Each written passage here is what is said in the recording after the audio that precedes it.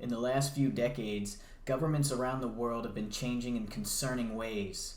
Hungary, India, Israel, and the United States, to name a few, have seen the rise of prominent parties and individuals that promote nationalist and exclusionary policies in ways that have often turned violent. And in recent times, we have seen the scapegoating of ideologies, religions, and ethnicities cited as justification for the dismantling of democratic and educational institutions. They've even been cited as justification for wars and incursions widely accepted as genocide. There's a word that a lot of people are calling these modern movements: fascism. I'd like to lay the case that what we are seeing today is not fascism. Yet. What we are seeing in these struggling democracies is not the full expression of an authoritarian state, but rather a transition towards them. We are entering into an age of illiberal democracies.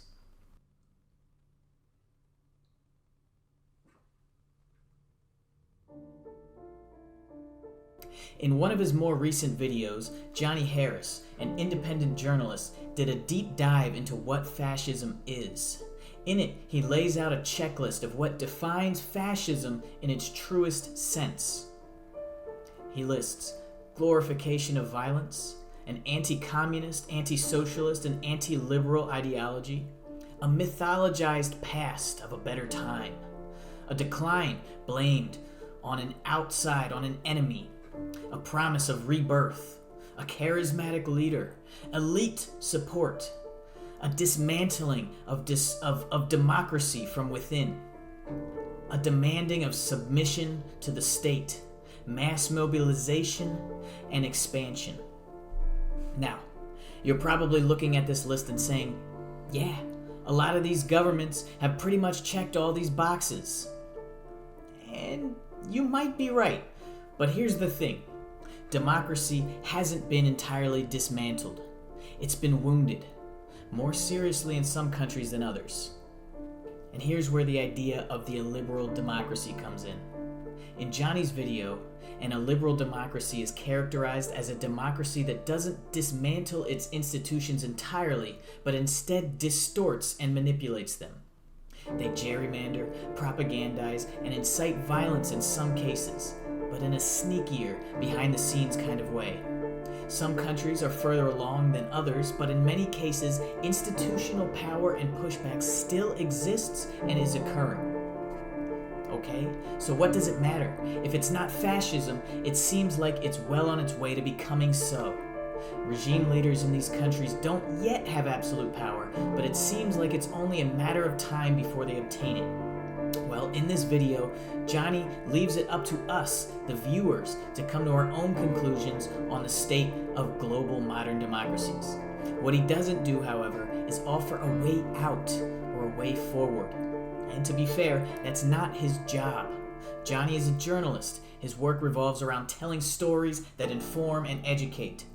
I'm not a journalist. I'm a concerned citizen in one of these struggling democracies. And so what I would like to offer to you is some food for thought on what we might be able to do moving forward. One of the key aspects of moving away from the direction of a violent, authoritarian state is to stay informed. I know it's painful, but we can't figure out how to tackle this challenge if we don't know what the challenge is. But I don't think we should just inform ourselves on what the issue is. I think we also have to learn about the solutions, the alternatives. So, what are those alternatives? I'm going to lay out what I think we need to do as individuals and as a group. But of course, this is just my perspective, and I'd love to hear your own ideas and thoughts as well. First, do not embrace cynicism. It's not enough to just be right about what makes for a better society. We have to use every tool at our disposal to push back and make a movement of our own. And in my view, that means supporting the remaining institutions that still protect us from a complete takeover, no matter how flawed. In the United States, where I live, it means supporting the Democratic Party. Not because it's the best choice, but because it's the only choice when it comes to combating the regime which is creating an existential threat to our freedoms. And that's not just at the national level, it's at the state and local level as well. It also means supporting corporate and academic institutions that still hold some form of integrity and encouraging them to improve.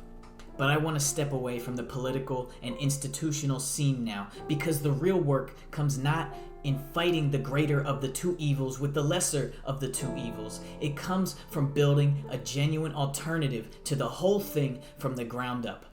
To build a better world, we all have to look within ourselves. We have to offer a better story than the religious and ethnic nationalist stories that have already captivated so many of our neighbors, family, and fellow citizens. Personally, I find the story of evolution and the scientific lens of our world to be deeply satisfying, but it clearly isn't enough. That's why I've been going to college, despite my own misgivings about academic institutions, to pursue a degree in horticulture. I plan to do my very best to influence the horticulture industry to shift towards an approach that values the environment and also values local food systems. I could make an entirely separate video about this, but basically, if we could turn more of our private and public spaces into regenerative agriculture and native habitat, it would improve food insecurity as well as local ecological integrity. That means healthier people and healthier environments. This whole movement exists because so many people are hurting. They've been disenfranchised and they are angry. They live in environmental hellscapes and subsist on food that is closer to poison than a nutritious diet. This is my lot in life, even if it means sacrificing my own financial security so that I can pursue better nutritional and environmental security. So I ask you this: what are your goals? What path are you taking? Is it going to make the world a better place? Is it going to improve the quality of life, not just for you, but for the society you exist in as well?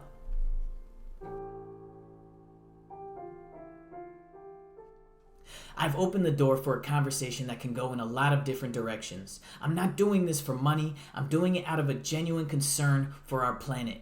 I want to leave this world better than how I found it. I can't do it without your thoughts, ideas, and comments. So please share them with me so we can continue this conversation. Thank you, and have the time of your life.